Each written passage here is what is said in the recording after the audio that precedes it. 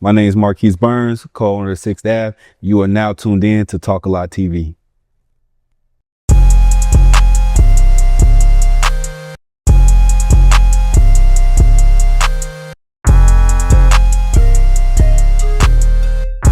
Hey guys, man, you are not tuned in to Talk A Lot. Hey man, we got a very special guest right here. You see the sign in the back. The owner of Sixth Ave. This man, I kind of look up to you, bro. I'm not gonna lie, I kind of look up to you when it come down to style. Yeah. And when it come down to your pictures. I appreciate that. And like I'm trying to get there. I'm trying to get to that point of like that unique look. It give like a nostalgic look. That is funny. It's funny you say that because a lot of times I don't feel like I got that nailed down yet either. Like I feel like I'm still learning and trying to figure stuff out and reaching the point where what I consider like is good. But it's funny when you hear other people's perspectives or from the outside looking in, you're like, dang, okay, I guess I am doing it or doing something that in the realm of the things that I want to do or coming across the way I want it to come across. Cause that's how I want my stuff to come across. Very nostalgic and warm and filmic and like it's a screen grab from a show or a movie or like, cause that's just how I see life sometimes. Yeah. I see life like a movie. You know what I'm saying? I'm the main character and you're the main character in your own story and we all cross paths and you know what I'm saying? So yeah. And we in here with Marquis Burns, man. You feel me? Like he very passionate. Like y'all gonna understand. Like he very passionate about everything we're gonna talk about today. And I just appreciate you for giving me the time to even sit down here, sit here with you and do the interview. I appreciate you even acknowledging me and wanting to sit down and even have an interview with me because, you know, I don't take these type of things lightly. I see Talk A Lot TV. I see all the guys in the area that do stuff like that. And it's a beautiful thing to see you guys interview people, give people their flowers, give people their opportunity to speak their piece, say what's on their minds, express and be passionate about whatever it is that they're into, man. Yeah. That's just a beautiful thing. So I want to make sure you know that you get your flowers and you're doing a great thing, brother. Appreciate it. Keep doing it. Right? So like, man, how you feeling today? I'm feeling good, man. God woke me up. You know what I'm saying? I'm above earth. My daughter's healthy. My wife's healthy. You know, my store's still here. Yeah. You know what I'm saying? So I'm just grateful for the little things, man. I'm just grateful to be able to move my hands and talk to you and have sight and hear and, you know, just the little things, brother. Yeah, you can't. I feel like us as people that what we do, we take the little things for granted. Yeah, man. And it's natural. You know, there was a period of time I went through some things in my life where it made me acknowledge more of the little things. Cause a lot of times we ask God for all the big things and, oh, I want a new house and I want a new car and I want this and that. And we don't even give praise or thanks for the things that we already have. Like, you know what I'm saying? I already have a house. You know what I'm saying? It might not be the biggest house on the block and it might not be, you know, the nicest compared to somebody else's, but it's enough for me and take care of what I need to take care of my people. And even if it's got holes and everything in it, I'm going to take care of it because God gave it to me until he blesses me with another thing. I think a lot of times we forget that like God's not going to give you more until he sees how you take care of what you already have. Yeah. And so whatever I have, I'm going to make sure I do my best to take care of it to the utmost of my ability. For sure. So you talk about your upbringing. Like, where are you from originally? So, I was originally born in Albany, Georgia. My folks are from, Camilla, Georgia. So, a lot of folks don't know where Camilla is, but I try to explain. Camilla's so small, bro, you could drive through it and not even know you drove through Camilla. So it got one grocery store. One grocery store. It has one Walmart, and I think it not recently, but like in the past 10 years turned into a super Walmart. Yeah. And, it had like a Dairy Queen and a McDonald's. And then as I grew up, they eventually got a Burger King. Like that was, you know what I'm saying? Like, that was crazy. You know what I'm saying? One high school, it's small town. That's where my grandparents, my parents, everybody, my cousins and stuff. That's where everybody from. So,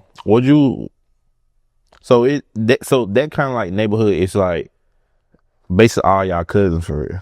Yeah. So I grew up when I would go to my grandparents, because like I said, I was born in Albany, but my parents, we moved around a lot. So I lived in Tifton, Cordell, Moultrie, Valdosta, like all around like the South region. That's where we kind of live. But growing up, like going to my grandparents' house, my grandmother on my dad's side, we literally pretty much had a whole street that was like my auntie. Like every house was either my auntie house or my cousin house or my great grandma's house or something. So when I was growing up as a kid, like in the country in the summer, bro, they wouldn't care where we were at, because if we were either at the auntie house or a cousin. So had all my cousins and stuff like that. So yeah, it was like that. When we were on for a street light, right? Yeah, it was.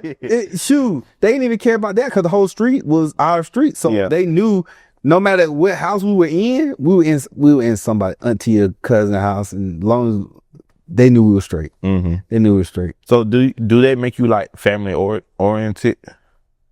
Yeah. I feel like I'm not what like people say very oriented, in the sense of like, well, no, I'll tell you the bad. My wife would say I'm super fairy oriented, because I mean, we're always doing stuff. Mm-hmm. Like we always like planning stuff, and you know, my mom already planning for Christmas and where we're gonna be and what we're gonna do. So yeah, I guess I'm family oriented. Like big family is a big thing for me. I love spending time with my people. You know what I'm saying? So yeah. Did you grow up in a one parent household or two? One. So my parents split up when I was like in 3rd or 4th grade, around that time. But before then, you know, I grew up in a 2-parent household. Parents got divorced, and you know, my mom left my dad and moved up to Warner Robins. And then a few years later, my dad and mom, they tried to work it out, didn't really work, and my dad eventually relocated to Macon. Mm-hmm. So you know, 1-parent household, but they were fairly close. So is that the reason why you kind of like came up more into the 4th, 7th, 8th area? Yeah. Like I said, I went to Pearl Stevens Elementary School in like 5th grade. And then middle school, I went to Fagan Mill Middle School. And I graduated from House County High School in Warner Robins. And then for a little bit, for like, I think my 10th grade year, I did a semester at a Central High School. Mm-hmm. And that was about it. Yeah. Cause like, so what, I know when people come from there, like the 229 to the 478, like that more countryside down there. And this is more like city. Yeah. Yeah. Like how would that transition between that?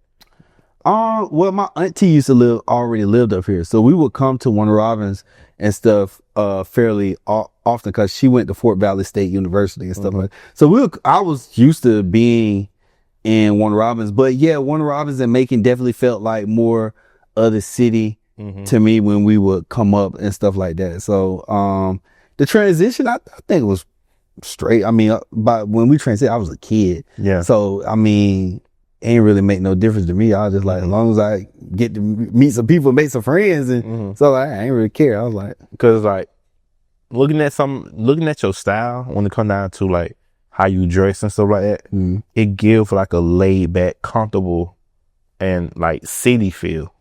A lot of people, even when I'm from the country, you know what I'm saying, people don't, because of the way I talk, they don't think I'm from the country. Yeah. And a lot of people think I'm from up north. They think I'm from like New York or like Jersey or like the DC DMV area. And I'll be like, nah, I'm a country. Yeah. When I say country boy, I'm a country boy. I used to go dirt biking and 4-wheeling and go-karting and cow patches and getting cow shit all over me and stuff like that. Like that's the type of upbringing I have. Yeah. But my influence for like style and all that, it did come from more up north. It did come from New York and just different stuff. You know what I'm saying? Because like music taste wise, like I was into like, you know, of course I was into like Young Jeezy, you know what I'm saying, Jock, you know what I'm saying, Andre 3000, Big Boys, all them bump. But I also was really big into like boom bap, you know, Joey Badass, Nas, Yeah. you know what I'm saying, Biggie. Like I was heavily influenced by like a lot of up north style. Yeah. Cause going back, looking back at some of your pictures now. Yeah, like that white boy kind of swag too. Yeah, I had that way. I was listening to Fall Out Boy, Green Day, Panic at the Disco. Like my taste has always been like not the traditional, like quote unquote black guy taste. Like I hated being put in that box. I hated being like labeled as a black dude, this is what I'm supposed to like. Yeah. I always thought that was very like ignorant and like short-minded. Like I could be into whatever. I mean, it's out here, so why can't I be into it too? Why does this have to be white boy stuff, or why does this have to be black boy stuff? And I just never cared for stuff like that. So you know, with that, what kind of like, you know, did that kind of like label you as like an outsider? Yeah, for sure, man. I was as a kid, I was never black enough for the niggas, and I was never white enough for the white kids. So how I felt internally was like I'm not good enough for neither group. Like I'm not, because I ain't no street dude. I ain't grew up in the street, and I never portrayed or pretended like I was a street dude. And I ain't white either. Like I ain't trying to be white. I'm just trying to be Marquis. I'm just trying to be myself, and I'm just trying to express the things that I'm interested in. So yeah, it did make me feel like an outcast, a loner. Like, you know how in high schools people have groups? Yeah. I was never that. Luckily I'm articulate, and I was very social. So I was more the social butterfly. Like I'll be chilling with the nerds and that's running with the anime kids. Like I wouldn't be running with them, but I you know what I'm saying? I'll be chilling with them, and then I'll bounce to the football team table, or then I'll bounce to the alternative kids table or the art kids table. And I had friends in every group and genre because I related to them in every different way. Like because those were certain things that they were interested in, I was interested in. And like you said, I'm passionate. So I talk to them like, oh yeah, bro, you saw this? Oh, you heard this? Bro, you know what I'm saying? So, and then what also made me like an outcast, I feel, is I'm not a black guy that's into sports. I don't care about football. I don't care about basketball. I played football. I was terrible at basketball. I ain't even try to play basketball. But one sport that I was actually really, really good at was soccer. And you know what I'm saying? Of course, a white boy sport. You know what I'm saying? But like, I'm a big dude. I'm 6 foot. You know what I'm saying? And even in high school, I was on the bigger side. I was like 2 something in high school, but like 220. Something like that in high school. So I was always on the bigger side. So I played football. They wanted me on defensive line and stuff like that. But that was just never my. So what didn't draw you to it? I don't know. I just ain't had it wasn't interesting enough for me. Like, it just has to be something that catches my attention. Now, my dad's a big sports fan. He watch football, baseball, all of it. He'll even watch hockey and soccer. He enjoys sports. And my little brother, he plays sports. So he got that son that plays sports and into sports and stuff like that. My brother played travel ball and stuff like that. But me, it just never caught my attention. I never saw the appeal to it like that. You know what I'm saying? Outside of, now what did catch my attention was, of course, the fashion, the jewelry, you know what I'm saying? Like, oh, that's cool. But the rest of it was like, I don't want to do all that. So is it like soccer was the one that caught to you? You never tried to pursue it? As in like, I did, but in high school, I tried out for the team, but I couldn't because at the time, my mom was a single mom. She didn't have a college education, so she was putting herself through Mercer University. And I had 2 sisters. So I had and I'm the oldest, so I had to, after school, come home, watch my sisters while my mom went to class at night and stuff like that. So I just didn't have the time to really pursue those type of things, because I had to be big brother. I had to make sure that my sisters were straight, make sure they got food, that my mama cooked or that I helped prepare, and make sure they did homework and stuff like that. So, So with you being the oldest, I know it's like I'm the oldest as well. Mm-hmm. Do you feel like? Do it make you feel like you miss out on certain things because you had to be? Absolutely, man. I it's not gonna say I didn't have a childhood, because I did, but and a lot of people experience maybe something similar like we did in different capacities, but yeah, you miss out on certain things because you gotta understand, like, this was my parents' first time being parents and living life, and my mom didn't expect her life to go the way it went, and where she would have to go to school, or have to do the things that she had to do to provide and make sure we were straight. And unfortunately, sometimes in that situation, you have to pick up the slack somewhere. No one, like, I wouldn't want to put the burden of that on my kid, but if these are all the people only I have to lean on, you know what I'm saying? It just come with the territory. But did you know this at a young age, or you just not realizing you being? Yeah, I noticed at a young age, because it's like when homies was like, oh, you want to come? Like, even though I didn't care for football, I wanted to go to the games. I wanted to go hang out with folks. I wanted to go do stuff. But when you can't, because, oh, I got to watch my sisters, or, you know what I'm saying? Or like my mom used to say, like, you also bad. And I was like, yeah, I know I was not the best at times, but because of that coupled with the situation that we in was just compiling. It was like, well, I can't do nothing, bro. So what you mean by bad? Like, was you just like a rebel? Like, you didn't give a fuck what nobody else thought, and you go do what you want to do? I mean, I had all those phases. Like, I had the rebellious phase where I was just like doing me, and my dad had to come DDT me a few times.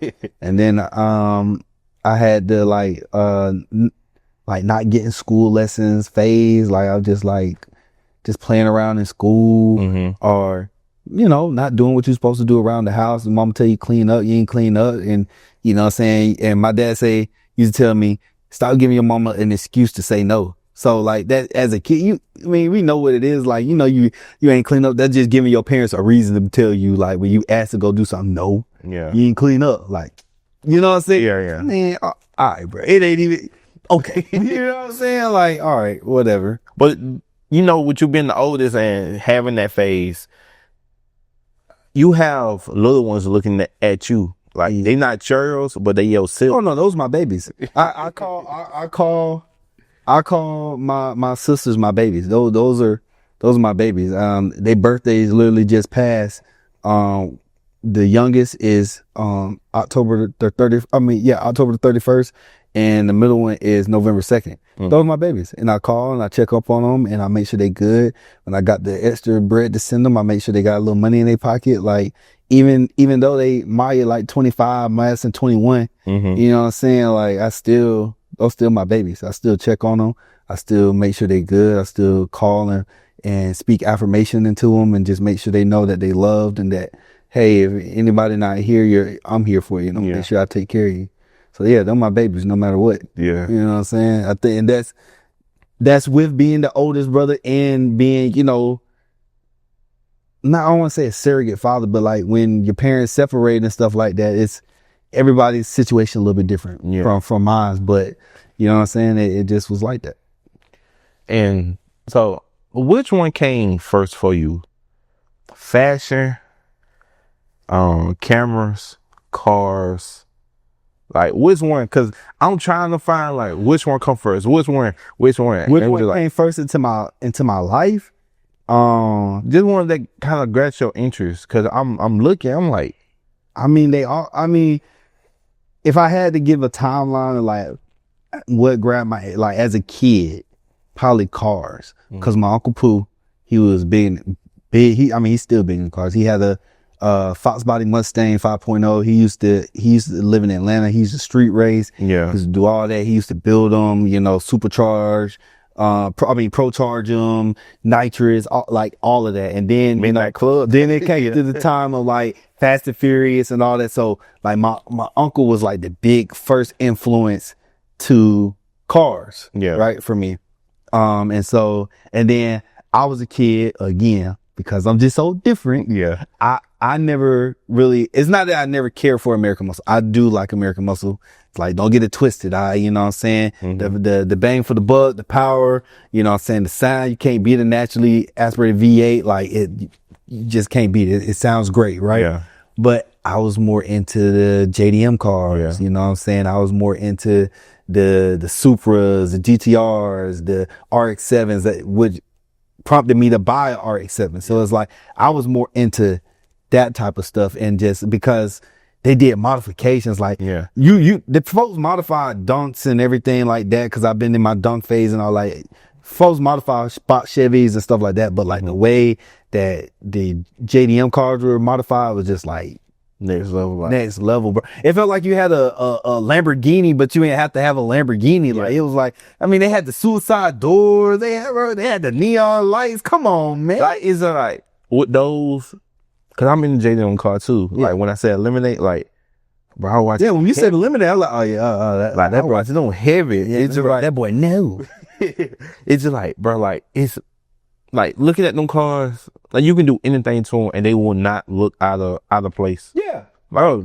If you put butterfly doors on a Mustang, they're gonna look at you like, what the hell? They're gonna. I mean, it's done. Some folks made them look fly, like, but you know what I'm saying. It does look a little bit wonky. Yeah, a little bit, but I mean, now the best doors that I think look good on like box Chevys or like a more boxier vehicle is the suicide doors. And butterfly doors and suicide doors are two different type of doors. People think they're how they did. So suicide doors are like Rolls Royce doors. They open up from the back. Okay, now there. That's a clean look. Okay, now you put that on the box.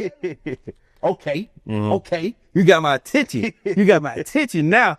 But the rest, but the butterfly doors is cool, but like that, woo, yeah.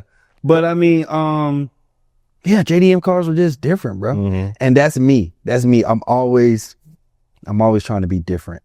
Not for the sake of being different, but I'm just into different things. I like to see stuff that I don't normally see. Growing up, I seen box Chevys. I grew up around that. Like, ooh, what's that? I don't get to see that often. Let me go look and figure out that type of stuff. What's going on over there? You know what I'm saying? That's what piqued my interest, because it's like different. I don't get to see it like I see everything else. All the other stuff is like, bro, I grew up around it. I see it. I get it. It's cool, but everybody doing it. I want to do something that's different. I want to bring something different. So you purposely try to be different, right? Yeah.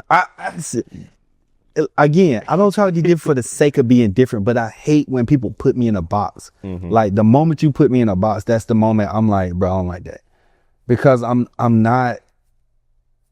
Marquis. I'm not a label. Yeah. I'm Marquis, bro. I just do the things that I genuinely enjoy. Yeah. So it could be box Chevys, but don't think he the box Chevy dude. No, I'm just Marquis that happens to like box Chevys. But what is that though? Like when you really think about it, like something had to happen to you, or something just clicked to you, like, I want to be different by any means. I don't know, man. I just accepted that because I was naturally different, that it's just me. I'm just different, bro. I just like different things. And I wanted to be okay to be different. You know what I'm saying? I wanted it to be okay to be different, bro. I don't have to be into what you into, and just cause you're not into what I'm into, don't make you lame to me, or don't make you uninterested in me. I'm just not into that, but that's cool. That's fine. Like, you know what I'm saying? So I don't know. I can't pinpoint exactly what in my life made me want to make sure or feel that way, but I just always felt like I'm proud to be different. Like, even though I was ostracized about it and stuff like that, and as a kid being ostracized about it doesn't make you feel good. You don't feel good with being different. But I just accepted that, like, this is the way I am. God made me this way for a reason. So I wouldn't be able to produce the things that I produce or make the things that people liking, that they say they liking, if I wasn't different. So facts.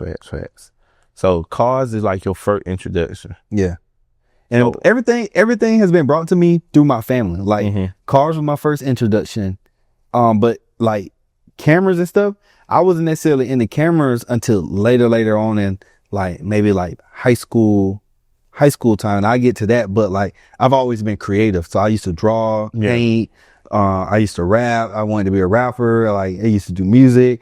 So I just always been creative. And I feel like my family says I get that from my grandmother. Yeah. You know, my grandmother used to draw and stuff like that. So like I just always been creative. And then the clothes and fashion that came in through my other uncle, my Uncle Dries. He used to be a barber in Fort Valley, as well as a teacher, a math teacher at Pearl Stevens Elementary. Mm-hmm. But he was the one that introduced me into like Jordans, Bapestas, Air Forces, you know, because in the barbershop you always got that one guy that sell forces out the back. Yeah. He was that guy. So like when it came to clothes and all that type of stuff, he was my first like inspo, like, oh, I want to be fly like my Uncle Dries. My Uncle Dries fly. Yeah. You know what I'm saying? So I want to be fly like my Uncle Dries. And then my auntie, which is my Uncle Dries is my uncle by marriage, but my auntie Tita, she was fly. She always was dressed nice. And she always, as a kid, cause I was the first and I'm the first boy. I'm the first and only boy, for a while. I was spoiled. So yeah, I was always had polo, always had, you know what I'm saying? So they always kept me dripped out and dressed up and stuff like that. So that's what was my introduction into fashion and clothes, and just always kind of having an affinity for it. And then, but who would that, like, we think about celebrities, who would that, celebrity that you kind of like model your style after? Then or currently? Yeah, go now. Now, I don't think I have really a celebrity. There's a buddy of mine's, on Instagram. His name's Justin Bone. I feel like I'd be saying it wrong. It's Justin Boone or Bone, but he is my style inspiration. And his style is not like super crazy. It's more traditional Americano type of style. But, what I really like about it is less to do with the clothes and more to do with the confidence and the effortless feeling that the clothes give him, or how when he styles his clothes. That's mainly what I'm going for. I'm not necessarily going for a particular style per se. I just want that, like when I put stuff on, it don't look performative. It's like, no, this fits him. This matches who he is, his personality and everything else like that. And it just fits and flows effortless. So I know with you owning a store and all that, and just like, and your style, you don't really put on like hype beast type of clothes. I had my phase. Like people understand, I'm 30. Yeah. I ain't old, but like in today's climate, you know what I'm saying? I'm not old by any means, nor do I feel old, but like, to me, if you got to rely on brands and stuff like that, then you don't have style. Yeah. You don't have style. You're trendy. And if that's what you want to be, cool. Yeah. But style to me is being able to take pieces from, anywhere. Yeah. Like I go high low. Like stuff that I wear is high low. Like, I might have pieces that I'm wearing that are super expensive. Yeah. And I might have pieces that I may have thrifted that cost me $10. Like these pants, got these off Depop for like $80. This shirt, $60. Like this sweater, I've bought this from a brand years ago. It's probably like $100 or something like that. Like my boots, like boots are like Balenciaga, but it's like I mix things in and there, bro. It's I just learned as I've developed my style and stuff like that. And I knew it early on, but it's just like, if you're so heavily relying on brands, then you most likely don't have style. Yeah. You know what I'm saying? It doesn't mean you can't have style. It doesn't mean you can't develop style. It just means like, if you're like, oh, I got to buy Balenciaga to be fly, then you got to twist it. Now, if you're into Balenciaga, if you're into Demda, if you're in his collection or the new creative director of Balenciaga, because Demda's moving to Gucci. If you're into the designer and you just like that, then okay, that's one thing. But like, if you're solely reliant on brands to make you fly, then to me, you won't truly be fly. Let me ask you a question. It's just kind of like out the wall. Have you heard the new song by Offset? Does it have the NBA YoungBoy in it? It's Is he featuring? it's in that album, but he got a song called Fashion Icon. Mm-hmm. I haven't heard that one yet. You haven't heard that one? Mm-mm. I would just listen to it like, I'm like, bro, nobody never looked at you like a fashion icon. You like, you think about Offset, it's just like, bro, the only thing you wear is chrome hearts and high. Bro, a lot of these, to be completely honest, a lot of these celebrities can't dress. You got to look at it like this, bro. And no shade to nobody, bro. But it's like giving a nigga and making $50 million and telling him to go shop. Yeah. First thing you gotta do. He gonna know it's Balenci. You know what I'm saying? Like that don't mean you got style just because you can buy those pieces. That's cool that you can, and like, hey, good on you because I can't afford all those pieces. Like, hey, bro, you got it, but like that don't mean you got style. And if you buying all those pieces, and I step in the room or someone else step in the room that do have style, and people are more infatuated with their style, and you done spent XYZ on your outfit, and that's another thing. People think because you supposed to get validation because you spent this much on your outfit. Yeah. You lame, bro. Who cares? That's your prerogative. You spent that much. I didn't spend that much. You spent that much to be fly. What you gonna walk around with the receipt? You know, like 20,000. Oh, they were doing the berries. 50,000, 4,500, 10. Like, bro, like that's more for your ego and all that type of stuff, which is cool. Like that's what you want to do. Like that's your business, bro. Yeah. I ain't got nothing for it. But to me, like most celebrities don't have style, and that's why most celebrities have stylists. They have people that get paid that don't make as much as them. Yeah. To style them. And most of the time it's not for their day-to-day styles, for events and galas and stuff like that. But like, because most celebrities don't truly have style. I think like when it comes down to style for me, like just who I kind of like look up to when it comes down to it, even though we're not the same body type, but A$AP Rocky and Tyler the Creator. Like I feel like they are like some of the most. But again, A$AP, right? A$AP do high-low, bro. A$AP style is versatile.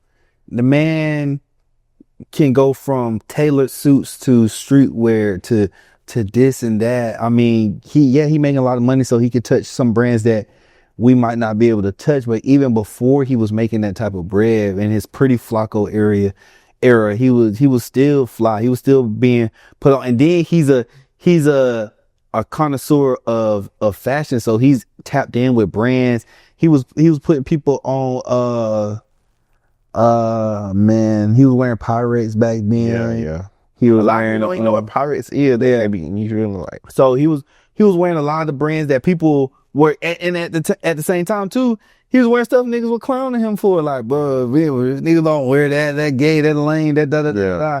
And not that I'm no A$AP Rocky, but I feel the same way in the sense of like I wear stuff that people traditionally don't like, and then after a while they be like, you know what, that is fly. You know what I'm saying? Yeah. Like at first they be like, I don't know about that, or that's lame, or whatever, or that's gay, or whatever, and then they be like, all right, big. See, and I feel like with that, like everything that, like, just say your fit right now. Like this is something you will see on the runway. This is something that, yes. Like if you, like some of these runways, like you look at some of these fit, they pose the, I ain't gonna say like the high one like Balenci and stuff like that, but you just talking about putting a fit together or coming out with a new fit. I would say like this is something like some people might will wear. Yeah, I mean, I would hope so. I mean like it's just like it comfortable, like that whole phase of comfortability. Like it used to be like, oh, I'm gonna wear some super tights, you know, like the skinny jeans and stuff like that. Two is again, I tell people, and when I'm a bigger dude, dog. I'm 6 foot. I don't look like I am, but I'm 6 foot. I'm 280, right? I got big thighs. I got big butt. Like I can't wear skinny jeans, bro. Skinny jeans don't look right on me. I went through that phase when jerkin was in and everything. I tried to wear skinny. Yeah. No, it didn't work for me. Yeah. You know what I'm saying? Now, I'm not like, I have baggy pants and I wear baggy stuff, but I'm not saying that I'm just super into baggy. Like right now, I've been into, and like I've been telling people, because skinny jeans are starting to make a resurgence in the fashion space. Yeah, it's starting to make a resurgence. Not like mainstream yet, but it's starting to come back. Cause this is why people played out baggy so much and they overdid it, and not even in the real world, just in meta, in like social media space. Every time you're on TikTok or Instagram or somebody in a baggy pants fit, it's not that you see these folks like that in real life like that all the time. Yeah. Maybe in major cities like Texas, New York, and like stuff like that, California, maybe you might see it more prevalent there, but like in cities like Macon and stuff like that, it's not as super prevalent, right? But skinnies is starting to make a resurgence. I'm not in the skinnies like that. I can respect the style for people that can pull it off. Great. Yeah. Me, I got too thick of a thighs to do all that. But I really been enjoying straight leg. Like that's what these, like, more straight. They're not baggy. They're not skinny. They're not tailored, but they're more straight leg. It's more relaxed fit. You know what I'm saying? I've been enjoying that a little bit more instead of just wearing ultra baggy stuff like that. Yeah. You know what I'm saying? Do you feel like with you own a resale store, you have to, reselling recent clothes, shoes and stuff, do you have to stay, you got to know about what coming, like what the new fashion trend? Yes, I do. But again, folks, please don't take this the wrong way. Making, when it comes to fashion and stuff, is like 3-4 years behind. I knew you about to say it. It's because, and I mean, it's fine. People are just not willing to experiment with silhouettes and styles and stuff, whether it be for various reasons, and niggas think it's gay or lame or whatever, or they haven't seen their favorite artist wear it yet, or maybe they're not comfortable yet. They like when you do with fashion, like you really got to put stuff on. You got to feel comfortable. And, people are going to wear what they're comfortable in, which is nothing wrong with that. Yeah. Right? You know what I'm saying? But if you talking about you want to be fly and style, you got to be willing to experiment. I'm always experimenting, bro. I'm trying on clothes all the time. I'm taking stuff up. I'm putting stuff together, stuff that might not go together, might work. I'm trying. And then once I get to the phase and I'm like, okay, now I'm testing it in the real world. Like, it's one thing to put on an outfit and look at yourself in the mirror and be like, okay, they're cool, whatever. It's another thing to put on an outfit and put it in real world scenarios. Like, how am I going to be able to really walk in these boots? Am I really going to really able to be, you know what I'm saying, doing what I'm doing, and not just going to no club. Like when I say I get fly for just being fly. Like, man, I could be coming here. I ain't got to go to no event and no party. You ain't got to give me no reason to get fly. I'm gonna be fly. And then when it's an event time, you think I'm fly during the day. Oh boy. When an event comes, I'm gonna try to, you know what I'm saying? I'm trying to put a little something on it, a little extra. Yeah. But like, people just are not willing to experiment. Now, what I am trying to do with Sixth Ave is push that boundary. Push people to experiment, try different things. That's why I do a little bit of styling for people and helping people find their personal style. Because when I say like for me, I just want you to look fly and look nice and be comfortable in what you wearing. It don't have to be nothing in here. Like, I will genuinely just help you find your genuine style. Like, what you genuinely are into, so you will know how to shop.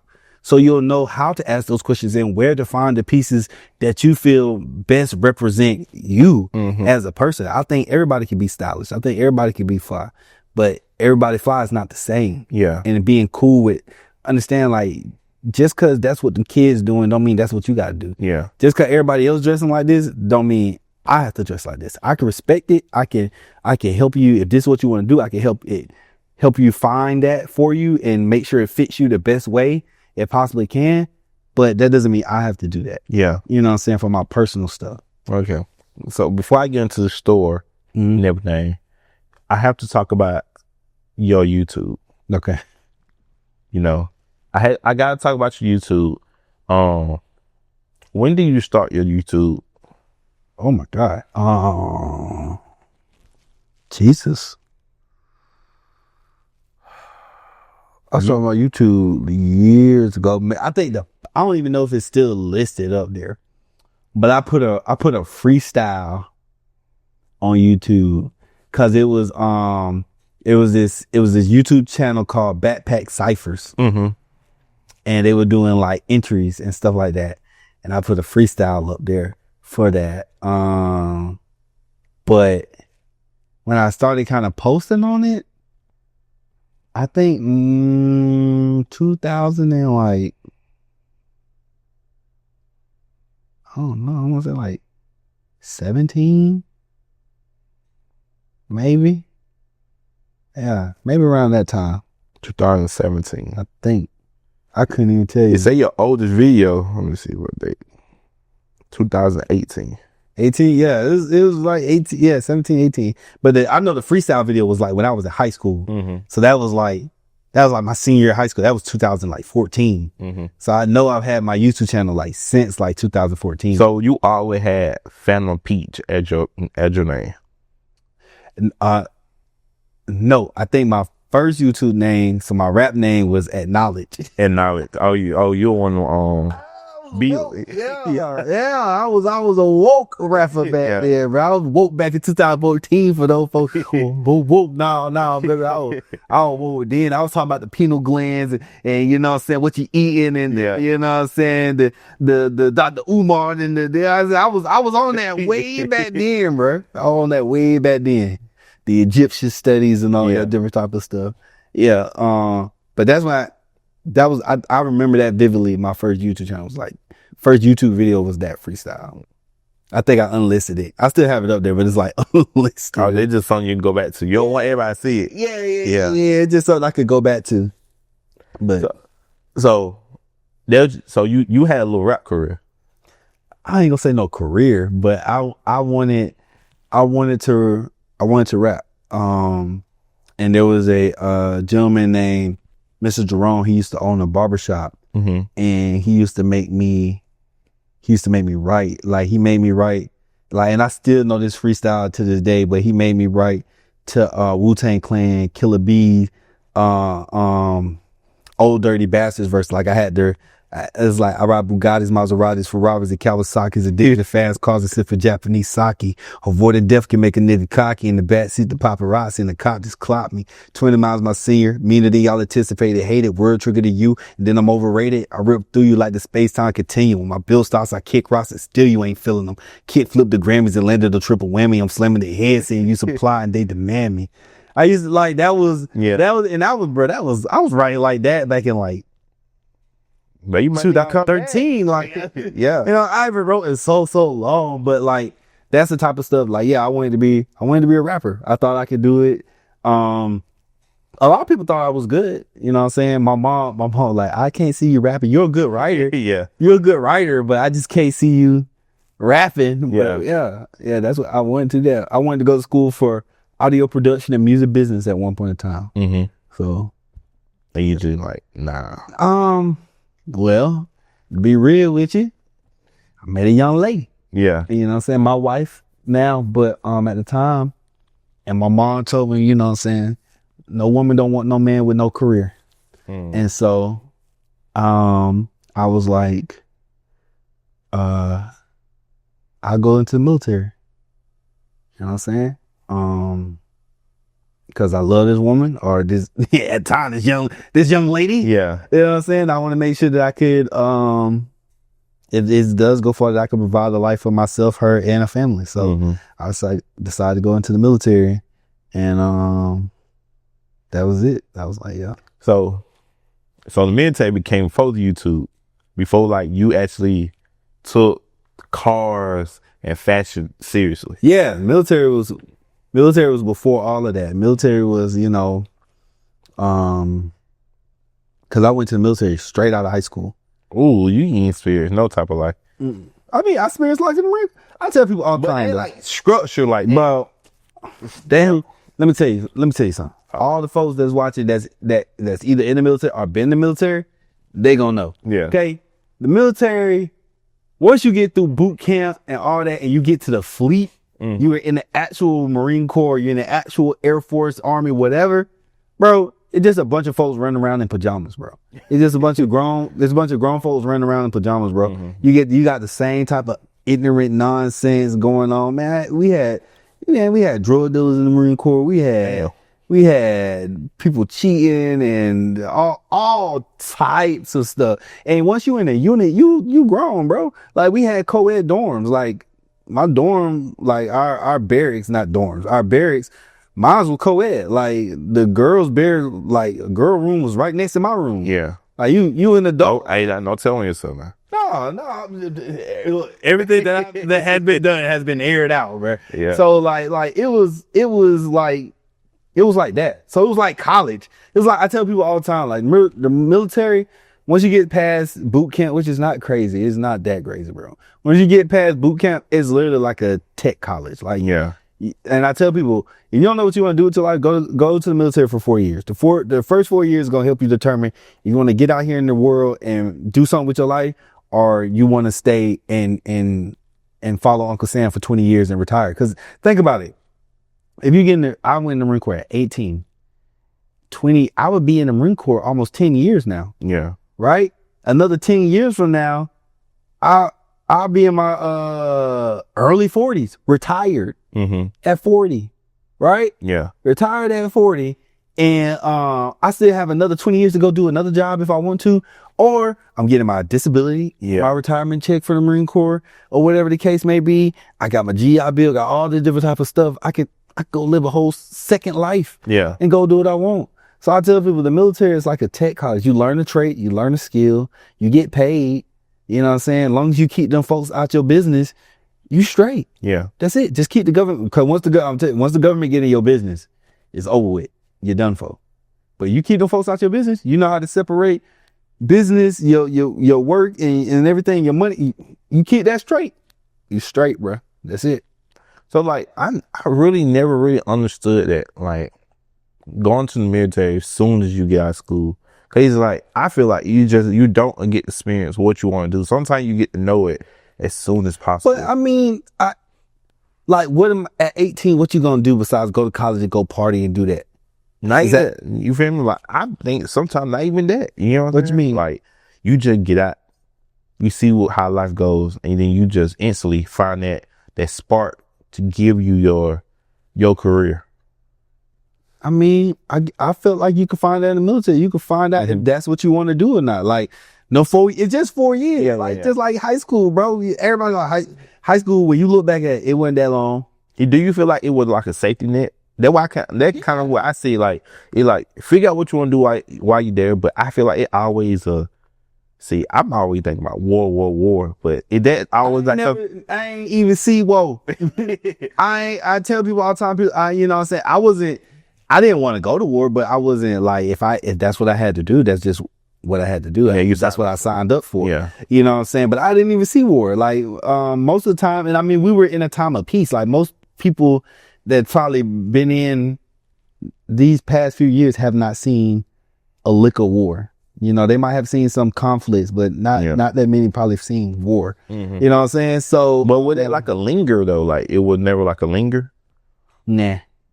I'll be real with you. Nah. I ain't really think about it like that. And like, again, once I was in, I was motivated, bro. I was a motivated man. Like, hell yeah, nigga, let's go, bro. Yeah. Shit, we about to go pop some heads. Just don't go, bro. Yeah. Don't go. I pray I come back. That's all. I pray I come back. But I mean, I understand. Like, I get it. Like, you know, that is, it's gonna sound stupid, but my recruiter was like, cause I said the same thing to him. I was like, cause I was going to go to the Army. The Army had a program where you could go to boot camp during the summer between your junior and senior year. So when you come back to your senior year, you're in the Army Reserve. So you'll get paid. You'll be doing reservist time. So you could go every, two months out of the, 2 weekends out of the month and go do your reserve duty, and you'll be getting paid. Right. So I was going to do that, but the whole process, they were throwing around, And so I just went to the Marine Corps office and I went in and I was like, well, I think y'all uniforms fly. And, You did. that's it. I was like, bro, I think y'all got the best uniforms. Y'all the few and the proud. But it's like, but I don't know if I want to die Yeah. And it's the stupidest thing. He was like, have you ever died before? I said, no. So how you know you ain't gonna like that shit? I said, fuck. You're right, brother. I don't know. I might be cool with it. You know what I'm saying? So I was just like, all right, bet. So I went to the Marine Corps. Mm-hmm. And one of the best experiences you ever had? No. Hell no. Like, and I tell people this all the time. My Marine Corps experience was dog dookie. Not because of the Marine Corps. Mm-hmm. I enjoyed being a Marine. You know what I'm saying? I love being a Marine and all that. But my unit was not the best unit. They were fucking with me a lot. Like you might not understand. So I did ROTC when I was in high school. Mm-hmm. When you do ROTC, you go to boot camp, you get almost like a gimme rank. You get a leg up, right? So when I came out of boot camp, I was already a private first class instead of starting out as a private. Yeah. So when you get to the fleet, you automatically rank up to like Lance Corporal, which is an E3. So I was supposed to get Lance Corporal. My unit non-rec me for a year. My non-rec is non-recommendation. Like they don't recommend that you promote. Yeah. It got so bad to the point that my corporals and all that were like, bruh, stop non-recking him, bruh. Like he do his job. Like he know what he doing. He a good Marine. Like it was a little stuff that happened in the first beginning when I got there, and they just was fucking with me. What you mean? Like you had the altercation? I didn't have altercation. Like I ain't getting no fights or nothing. It was just like, it's politicking. Like it like people that's in the military that's probably watching this get what I'm saying, but it's just politicking. They ain't fuck with me. Yeah. So they non-rep me, right? So she non-rep me for almost a year. Finally got Lance Corporal, stuff like that. And they made it super hard for me to get corporal. It was just my unit was trash. My unit was just the unit that I got hit with was trash. And a lot of military members go through that. It ain't like a isolated incident. It just happens. Yeah. It just happens. But it taught me how to, it taught me in the world that you always no matter where you go, you're going to have those type of people. Like people always think if they move somewhere, that's going to solve their problems. That's not going to solve your problem. Like you leaving Macon and going to Atlanta, not going to solve your problems, because the same type of niggas that's in Macon, the same type of niggas in Atlanta. Mm-hmm. They might just talk a little bit different. They might have had, you know what I'm saying? But they the same type of niggas. What is more important is you understanding how to deal and move in those spaces and circumstances, and how to extract what you need to extract from it and leave what's not necessary for you where it needs to be. Did it immediately like teach you like structure? Yeah.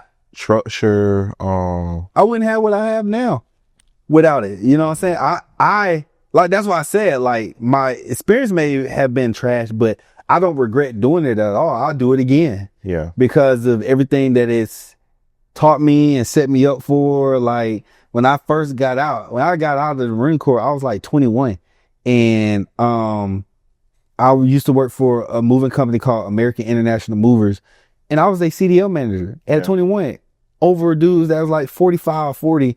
I'm a 21-year-old kid in their eyes, coming telling them what to do, making $85,000 a year salary. Yeah.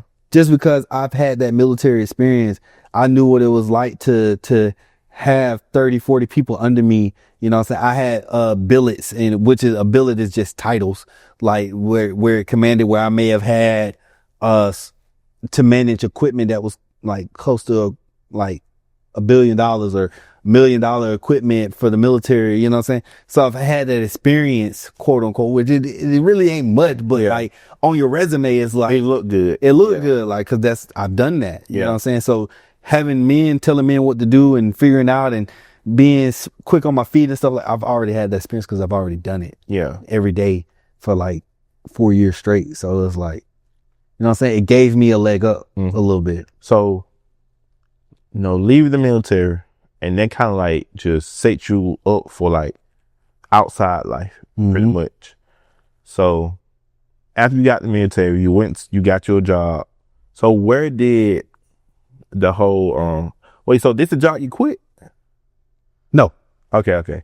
So that job, I had gotten a really bad semi-truck wreck. I had was coming out of Florida, driver wasn't paying attention, and you know what I'm saying, I had to have back surgery and all that. You got to check. I was not. Hey, I got a little check, but that also taught me something too, because I was financially irresponsible with that check. You know what I'm saying? Yeah. And that's why that's a whole nother story. But yeah, yeah. So you know, you start your YouTube career. You know, you chasing YouTube. You say you were doing music first, but your first video was in 2018 and was a car video. Yeah. It was, if I remember correctly, I was reviewing my buddy's, Silk's, I think it was his, Camaro ZR1. Yeah. I think it was his Camaro ZR1. I hope it was the ZR1. Yeah. And, it was the Gatorade 6s. I combined like both reviews into one. If I'd say the first video was on parking deck. Oh yeah, dang. Well, yeah, I went to Macon's. It was at the time Macon used to have these little parking deck meets. Oh my God, I was too young for them. I miss those, but yeah, Macon used to have parking deck meets that literally down right. Yeah, down the street that way, and stuff like that. And there was a bunch of folks that came out, and that was my first introduction to like the Macon car scene and stuff like that, because I didn't think Macon really had much of a car scene. It was cool. I really wish they would bring it back. Like that was a good. They came. You didn't see what they did to it. They gate the whole top off. Like you just killed history. Like there used to be history, that all the hangout spots, all that. Like make me be hating, man. Hating. It don't be. It just be the old folks that just like, if they can't figure out a way to squeeze no money out of it, or figure out a way to monetize it, or it ain't benefiting nothing they trying to do, they don't care. Yeah. And it's like, they don't bother them. But yeah, I remember that video. And I think after that video was the review thing. I've done so many different videos. I can't even remember all of them. But yeah, I remember that one. And that's where I met my buddy, Chandler. He had a wide body FRS. Yeah. So you start your channel based off cars or surrounded by cars. That was your main focus at that time, right? No, like I said, so Phantom Peach was supposed to be a mix between everything I was into, car, sneaker, fashion. Because when I was watching YouTube, I was like, man, I just wish there was a channel that would talk about like cars and fashion, all the different type of stuff I'm into. And then something was like, well, why won't you do it? And so that's literally what I was trying to make. Like, well, then I'll make it. But again, like we were talking about earlier, like when you don't have a direct focus with YouTube or stuff like that, it's just very hard to grow and gain traction, because like one video might be about cars and this video might be like fashion and stuff like that.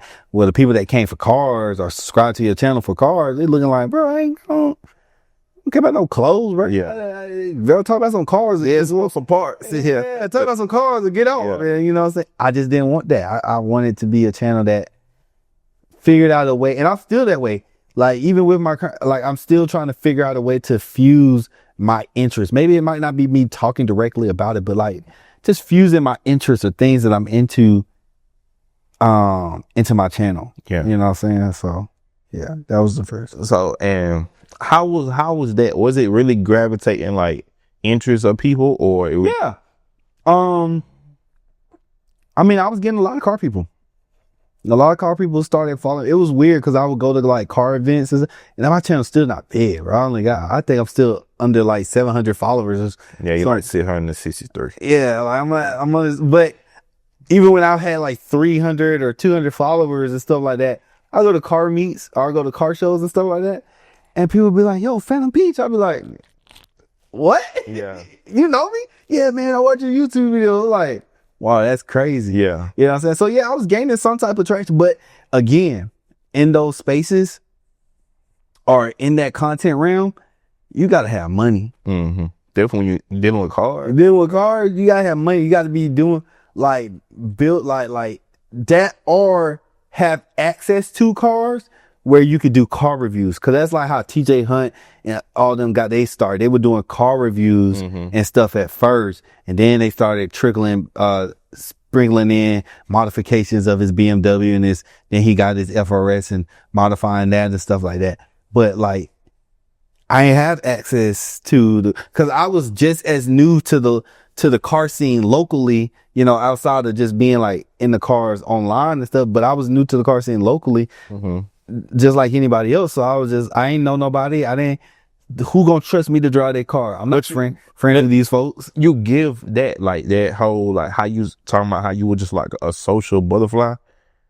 Like, bro, ain't you do YouTube? Like, I feel like those two things, like being a social butterfly and doing YouTube, like, they are a good combination. Like, they probably are. Maybe I didn't utilize it to its utmost potential, but like, I have done a few car reviews on my channel and borrowed a few buddies' cars, or they rode passenger with me and reviewed their cars. But and then at the same time, making wasn't having any crazy bills. Like, they weren't like, it was just like Honda that's lowered. Yeah. You know what I'm saying? It wasn't nothing interesting that people were like, oh, and if it was interesting, them level of folks not trying to get me to drive.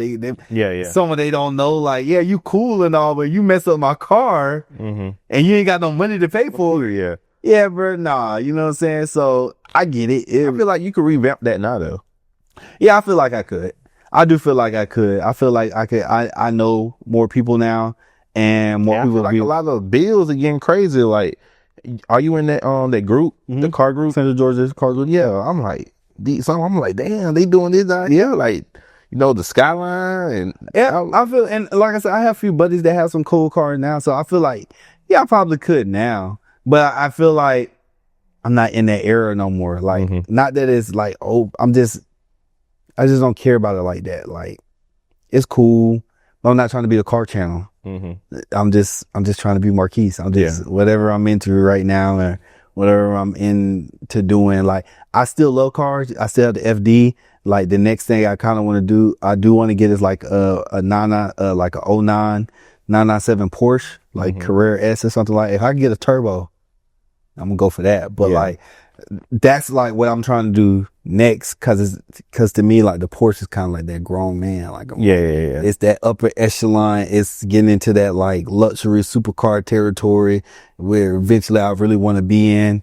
But maybe, I don't know. And who knows? I might revisit it and might do it again. But I feel like how you really touch it now. I feel like just looking at some of the stuff that you do, like your fashion, the picture, the YouTube, all that.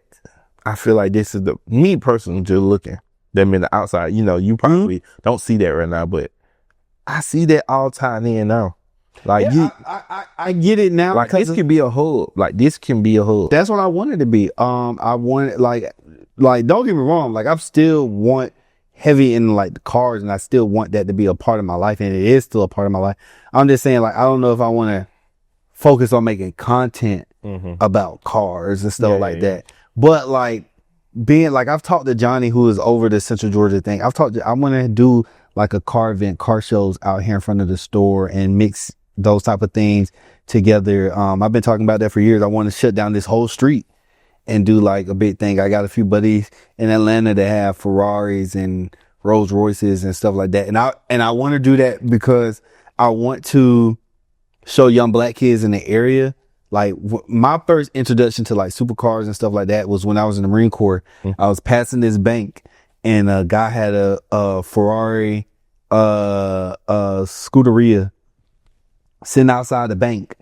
And I was like, bro, what the heck? Like, and I went into the bank and I was like, does anybody know who owns this Ferrari outside? And it was the bank manager. And he was like, it's mine. And he was like, you want to sit in it? And I was like, what? Heck yeah. And so he let me sit in it. He took pictures of me in it and everything. And that was my first, like I'm a firm believer when you touch something and feel something, it becomes real. It becomes like it's no longer outside of your reach because I'm touching it now. Like I done touched it, so now it's somewhere in my proximity to reach, and so I want to bring that type of stuff here and put young kids in it and have them touch it and feel it, because like, yo, these things is in your reach, brother. It ain't so, because sometimes people think like this type of stuff that I'm into or want to do is so astronomical outside, because I'm not from Macon, but I've have heard stories of people that do live in Macon. They're like, bro, I ain't never left the east side. I ain't like, what you mean you ain't never leave a certain side? What you talking about? They own island. But it be blowing my mind because it be for real. But I'm like, I couldn't. And sometimes I want to show kids who may be stuck in their own island, not because of them, but because they upbringing and the folks they around it. I want to bring something a little closer to the island that could show them that maybe give them the hope and the inspiration to shoot for something greater than the little island that they only feel that they can have. Like, nah, bro, you can have anything you want out here, bro. Just go out there and get it. So on your YouTube channel, you dropped the video that you quit your job to become a full-time YouTuber. Yeah. How, like, I took that same leap. I ain't gonna lie to you. I took the same leap. I fell on my face and a lot more. I mean, I fell too. You don't see me with millions of views. Yeah. So it's just like, but I feel like that leap of faith brought you to here. Oh, for sure. I tell people all the time, man, I don't regret. There's not much in my life I regret, where if there's anything I regret. But I'm a sink or swim type person, bro. You either gonna sink or swim. You got to put yourself in uncomfortable situations to see what you're gonna do. Cause this one thing I always hate, bro. People be like, bro, if I had this type of money, I'll do this. If I had that, you don't know what you're going to do. You don't know what you're going to do until you in it. I had that type of money. When I got in my semi-truck rate, I ain't had billions. Yeah. I had a good change. I had some good, I had a good bit. And I had it and I blew it. Yeah. I blew it all. I ain't got nothing to show for it. I ain't got nothing to show. I ain't even get this off of that. I ain't got nothing to really show. I mean, the only thing that I buy is my car that I bought, but that's it. Yeah. That's it. I don't got nothing to show for it. So, and I was the same. I'm going to get this money. I'm going to do this. I'm going to do this. And then this going to work out like this. And this going to flip back. This going to double into that. Then this going to make the money pour in here. Yeah. I had all those, bro, but you don't never know what you're going to do till you really in it. Yeah. You don't never, you know what I'm saying? Same thing with fight. Everybody like, oh man, somebody come up on me, bro, I'm going to hit them like them.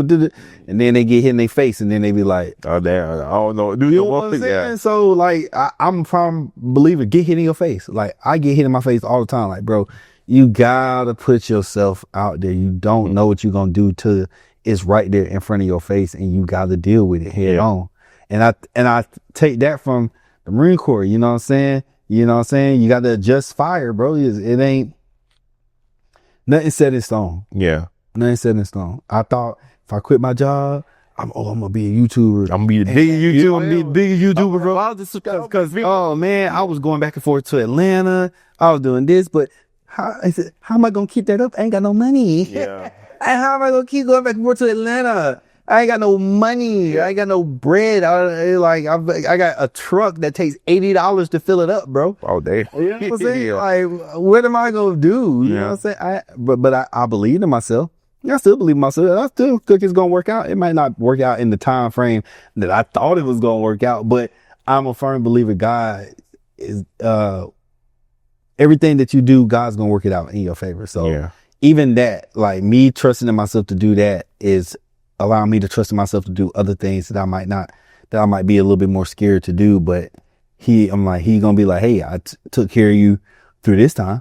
So why wouldn't I take care of you through that? Yeah. So it just gives me the confidence and the faith to just continue to get punched in my face, because I know that he gonna patch me up and we gonna be straight. Put you on another path.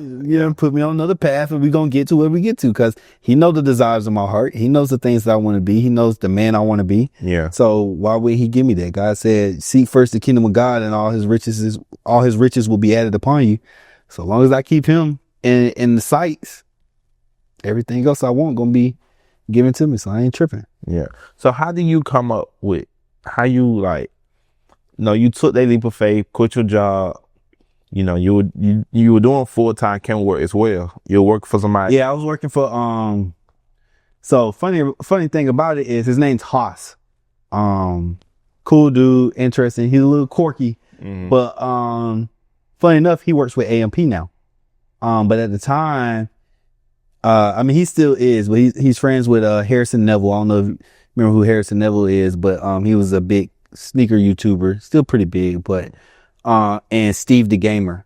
And so I would shoot and edit content for Haas on his personal channel. I don't think he even does his channel anymore, but I would shoot and edit his stuff, and Haas had money because Haas he was in the professional gaming league before like it became like a super big thing. Yeah. Then he made money in the tech industry.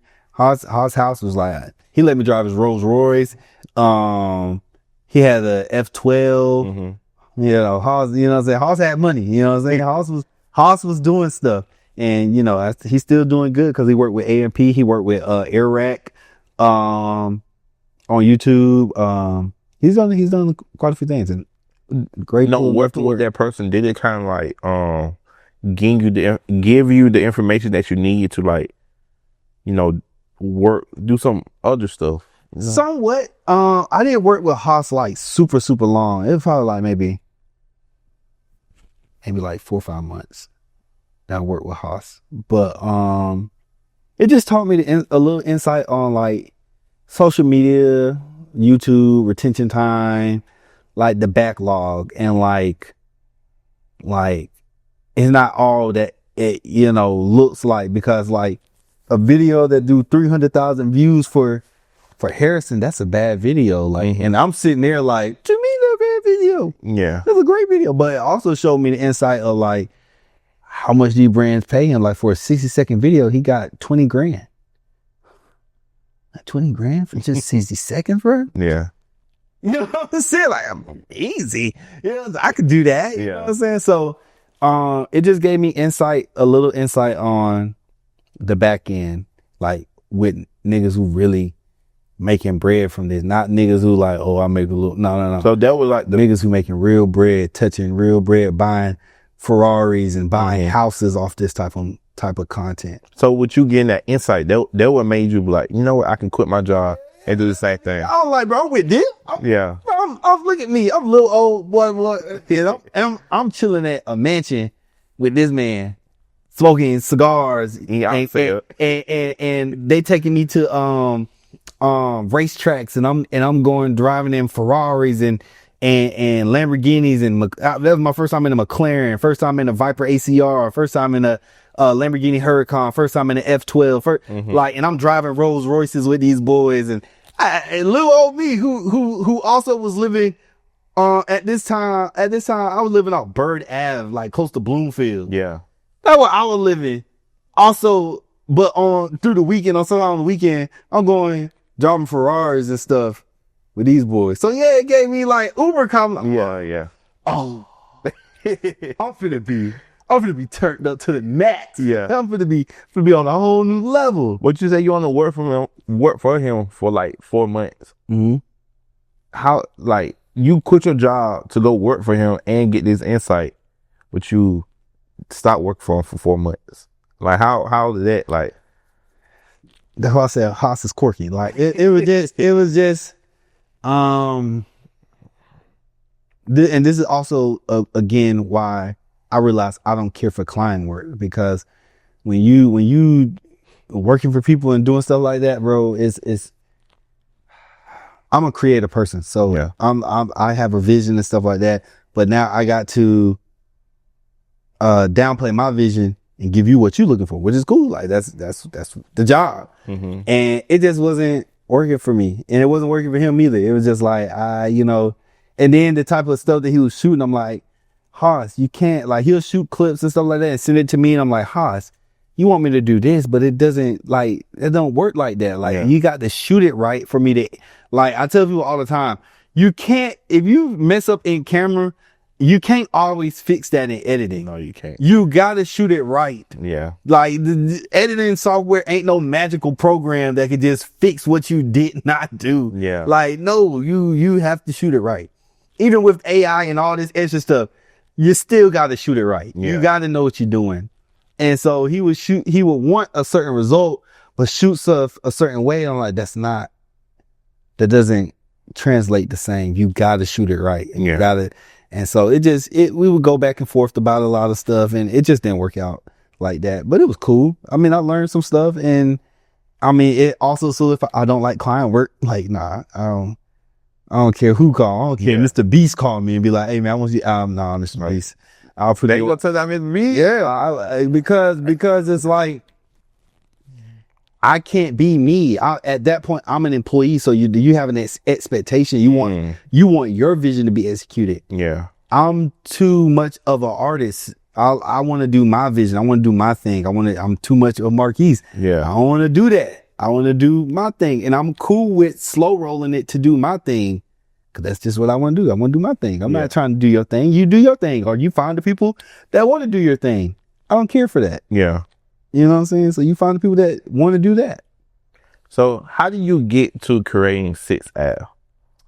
Because I see you open it in spring of 2022. Mm-hmm. Like, how do you, that post-COVID, like that's after COVID. Yeah. So, that's a little backstory. Sixth Ave kind of happened off of other things that happened with another store. Mm-hmm. And I don't really want to get like deep into that because, you know, I ain't that type of person. But there was other things that was going on with another store. People were feeling some type of way. And I've had conversations with the person with the other store, and I was like, hey man, you need to give these boys a piece of the pie, because they're my two partners that are with me with this, like they're giving you a lot of money. You don't even have to give them much. I literally was like, you give them like, I don't know, 30% and make them split that 30, and they already giving you 100% of their money. Yeah. You know what I'm saying? You still have majority control over the business. It can still be the vision that you want it to be, but it makes them feel like they got some sweat in the game. It makes them feel like they got some asset, you know, that they're putting their money towards something that's going to benefit them as well. Yeah. And you already have the structure, because the other guys that was under those two guys, they will always go to them. They wouldn't never go to the main man. So I'm like, you already have the infrastructure pretty much naturally given to you. So if you just take care of them, but they chose to do what they chose to do, and that's, you know, their business, and that's perfectly fine. But it was December. Me and my partners Jared and Mike, we went to New York, and it's an event called Got Soul, and we just talked about it. We're like, you know, what would it take for us to open up a store? What would that look like? So on and so forth. And it was we went out to eat after the event and everything. We went out to eat to this Japanese restaurant, got some ramen, love me some ramen. But we were headed back to the hotel. We got lost, like, bro. Well, no, I'll tell you that back. Let me backtrack a little bit. At the dinner, we were like, we're gonna do it. We're gonna do it. So on the way back to the hotel, we were trying to come up with names. So we were like, oh, you know, what about this? We're like, no, what about that? They just kept coming up with names. Nothing was really sticking. And as we doing this, bro, we got lost, bro. So Manhattan has the same, we're staying at the Hyatt, and there's like 5-6 Hyatts in Manhattan alone. And so we done pulled up at the wrong Hyatt like 5 times. Yeah. So we getting tired, bro. And me and Mike, we were in the back. We were talking like, what about Sixth Ave? Like SIXAVE. He was like, what about Sixth Ave? And at this time, we lost again. And so we looked up, and we were on like 6th Street or something like that. And we were like, hey, so I guess Sixth Ave gonna be the name. And we literally got on a flight after the event and everything happened in New York, came back and looked at the location. As soon as we got off the flight, like the next 2 days or something. So y'all feel like it was like God's sign saying like, y'all. Yeah, he aligned everything, man. Like I tell people too, when God has something for you, it just flow. This was the first building we looked at. Mm-hmm. This first building we got. Downtown. This one. Right here. First building. First and only building we looked at. Really? And got it. That dope. So I had to be like, that must have been God. Because a lot of times, and any other business, it can be hell and high water to find a location, and you got to go through credit applications and check, da-da-da. We did all that. Boom, first. Beep. Cool. Nah, got it. Just damn. Don't say it just that easy. Like, It's not that easy, yeah. but when God's involved, it can literally be that easy. I can't tell you no other thing than what happened. It was just like, boom, that's it. Damn. Because me personally, I be trying to look for shit. I'm like, God damn, this is expensive. Yeah, but it was that. So, and then like y'all just came together and just built Sixth Ave. Like, so I'm the creator. So all right, so now you finna break down. I got to break down everybody role and part. I'm not the reseller.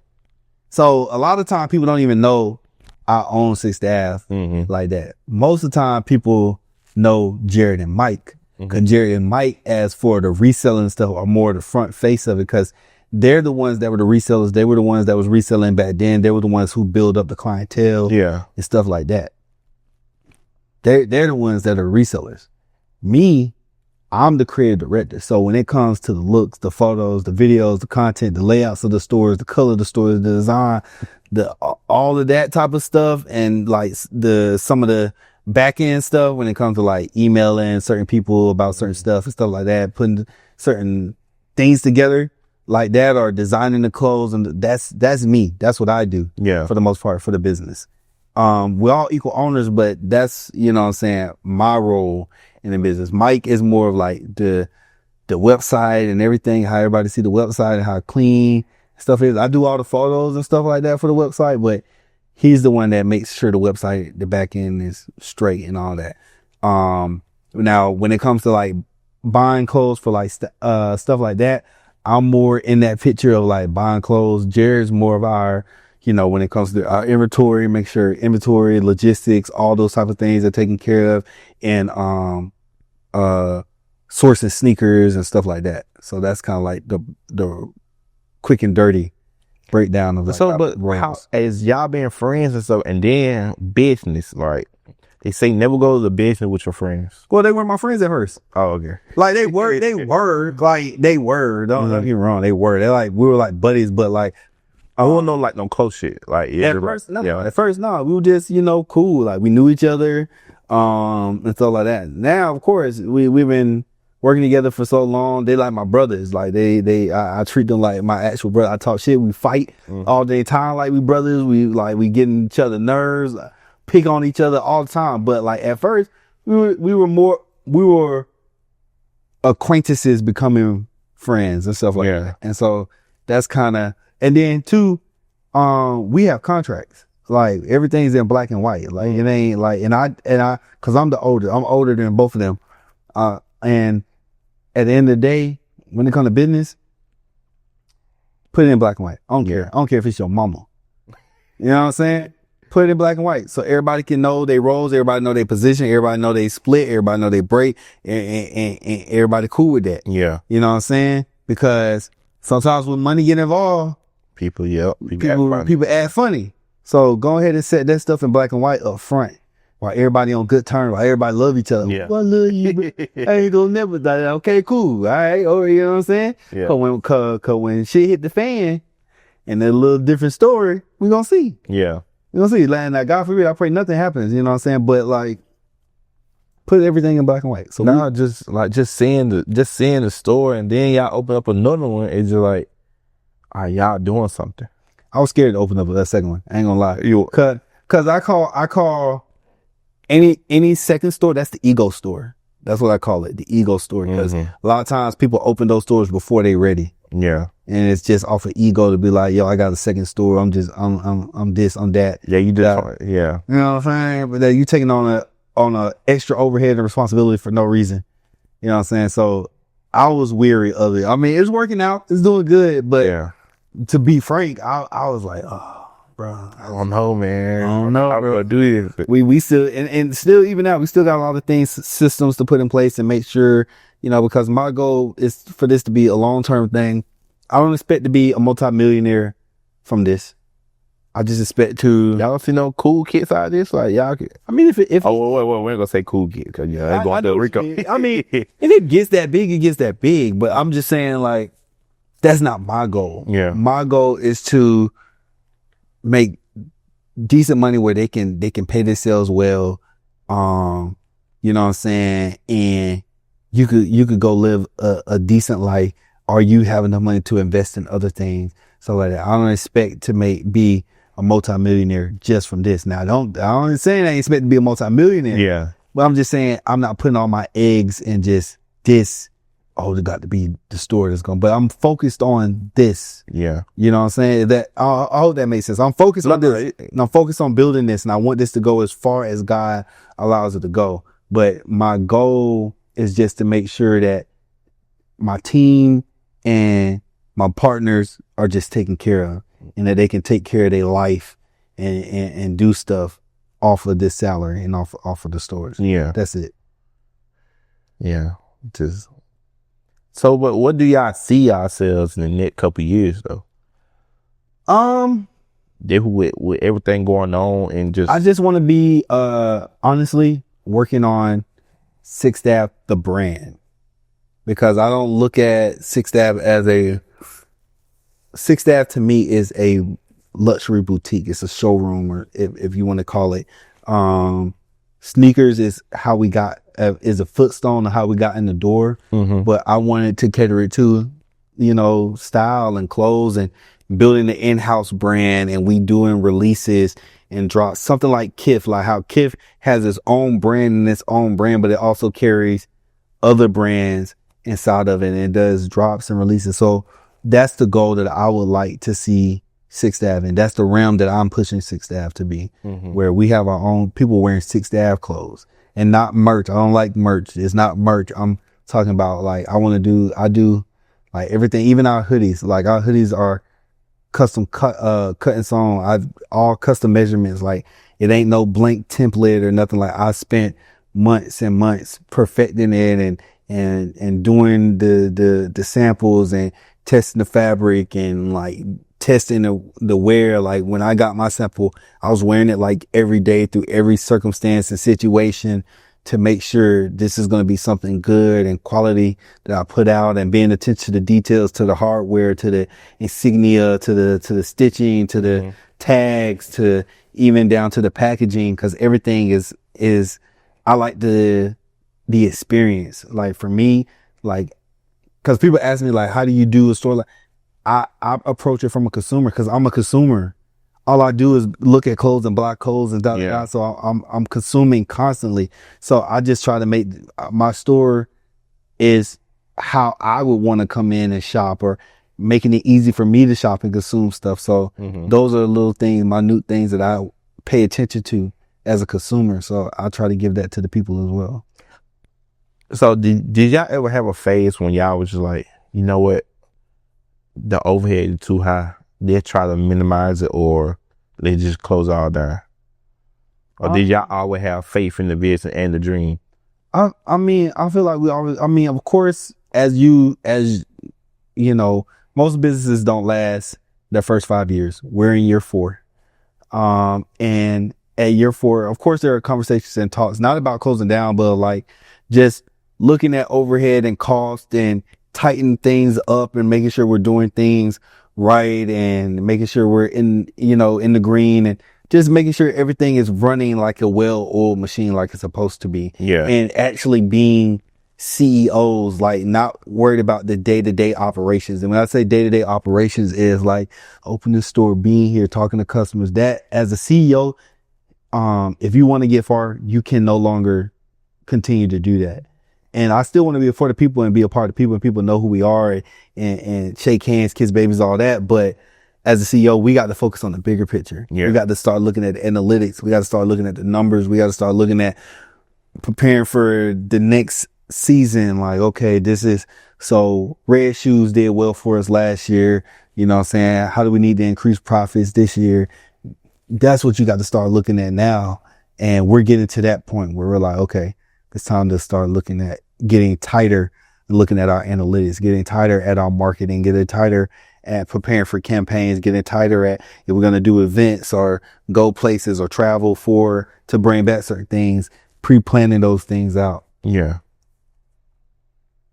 Hey man, I see what y'all build, like y'all building. I see it. Like I see the vision. I can see where it can go. Yeah. Like this can really be a hub. I feel like this place have a lot of unique style.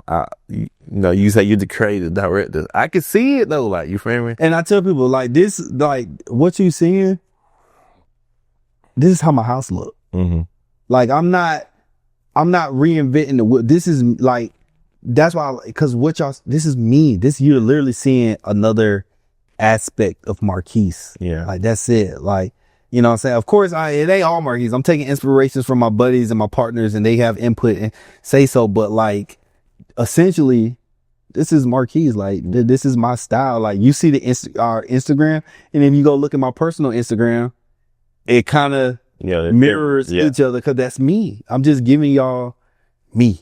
That's it. And that's why people ask, well, you worried about what other people doing? No, because you can't outdo me. I'm not trying to be nobody else. I'm literally just being me. If you rock with me, you rock with me. If you don't, you don't. And that's cool. You go rock with the people you rock with. You know? So. Yeah. Nah, man, it's a beautiful store. I ain't gonna lie. I appreciate that, man. It's just like, it really is stand out from other stores. Like this is what I be like, oh my God. I mean, like, you don't understand. Like, it made me feel it made me feel good because, like I said, I also wanted to bring something different to Macon. You know what I'm saying? Different to the area. Everybody that come in be like, bro, I don't even feel like I'm in Macon no more. And that made me feel good. Not because I'm unproud to be in Macon. I actually love being in, like, there was one, what's her name? Is it Muse Dixon? Muse Dixon. You know who I'm talking about? She does, Jesus. You might have to cut this part out. And that's what you do? She does stuff with Big Crit. I know you're talking about. Little, you know, she worked with black metal a lot. Yeah. So, you know, cause I do the photos for the 478 awards, and when they were doing Vibe Fest, I do those photos that would kind of go viral on, like, at least in the local area, and stuff like that. And but at one time she was like, I want to live in the Macon that you live in, because a lot of times people, when I take photos, they don't think I'm in Macon, and I'll be like, no, I'm in Macon. All these photos for the most part are like downtown Macon. Like, it's Macon. But another thing is, I think why people feel like that too is because when you from something, you don't see it the same way someone that's not necessarily from it see it. Mm-hmm. That's one thing. And then two, I like to make things that, like, how to make the ordinary look interesting. Cause I don't live in an area like New York. I don't live in an area like Atlanta. So I don't have access to all this stuff. And is that going to be my excuse for not creating or making content or shooting videos or whatever the case may be? Yeah. I just got to think outside the box. I got to be a little bit more creative than the next man. Yeah. But guess what that means? When I'm in those areas, or when I'm in a city that's like that, then I guess it's going to look even crazier. Cause if y'all think I'm making this look crazy, just imagine you go to like a big city. Just imagine if I'm in Atlanta, or imagine if I'm in these cities doing stuff. Yeah. It might look even crazier. So, you know, I encourage people to just look at the stuff that you around from a different perspective. Like, and then too, Macon is growing. Yeah. Macon is changing, man. And I'm telling folks now, bro, if you got a business idea, try and Macon. Stop running to these big cities. Cause my philosophy is, how you gonna be a big fish in another nigga pond? Yeah. You ain't even a big fish in your own pond. And everybody like to say, man, Macon don't support, bro. These folks don't do nothing. They don't do. And my thought process, this is just me. If you can grow in an environment that's not even trying to support you, and you can make something happen, what you think gonna happen when you in an environment that's suited for you and soil that's actually enriching you and actually supporting you? Yeah. You know what I'm saying? Learn all the things you need to learn in this soil now. So when you go plant yourself in that other soil, you already know that when stuff hits you and, oh, man, that ain't nothing. Okay. Yeah. All I gotta do is just this and I change this. And you know what I'm saying? Things, scenarios and situations will be easier for you to overcome because you're like already dealt with something similar in this environment that I felt wasn't even for me to even thrive and be something. So if you can make it in that type of environment, you can make it in any type of environment. It don't matter because once you learn this system and once you create the system and you have the formulas, all it is copy and pasting. Yeah. And you just adjusting for like, okay, once I got Sixth Ave down and I know how buying and reselling and stuff work and I want to copy and paste this in New York, all I have to know is, okay, New York's climate is a little bit different. They wear these type of clothes more than this. Mm-hmm. So I'm going to buy more of this here in New York and less of that. But I already have the system and I already know how to hire employees. I already know how to, you know what I'm saying, do payroll. I already know how to manage people. The rest of that just easy. Yeah. You know what I'm saying? So like, I just encourage people to, man, put it here, bro. And everybody say, ain't nothing at home because everybody, you don't put nothing here. We ain't got nothing back home because you don't put nothing back home. You got to put something there for it to be there. Yeah. And hopefully that encourages other people to put something there. Hopefully Sixth Ave encourages other people to put stuff here, other sneaker stores or other stores in general. If we can do it, you can do it. Ain't nothing special about me. I ain't got no Harvard degree. I ain't got no extra money. Trust me, my partners ain't rich. Because if they was, I would be living different. Yeah. You know what I'm saying? We just regular folks, bro. With a dream. With a dream, bro. And a burning desire to make it happen. I don't care what nobody say. I don't care what anybody think. If I'm gonna make it happen regardless. Yeah. That's just how I feel. Yeah. Man, drop your socials for everybody so you can know where to find you, know where to see your pictures, all that. The reels. So so if you want to follow me on Instagram, my personal Instagram is savant.archives. That's SAVANT.A archives. I'm bad at spelling, bro. Savant.archives is the Instagram. And if you want to find me on YouTube, I think it's still Phantom Peach. Yeah. Phantom Peach, PHNTMPCH. Phantom Peach. And then y'all already know the store's Instagram at 6xth.ave. And you can follow us on YouTube at 6th Ave. And shop6ave.com. You know what I'm saying? I appreciate everybody who tuned in and listened. I appreciate this man again. For even you, man. You know what I'm saying? Giving me the opportunity to speak. You know what I'm saying? So, man, you're doing a great thing. So I appreciate you. I appreciate it, man. I appreciate you, man, for being, man.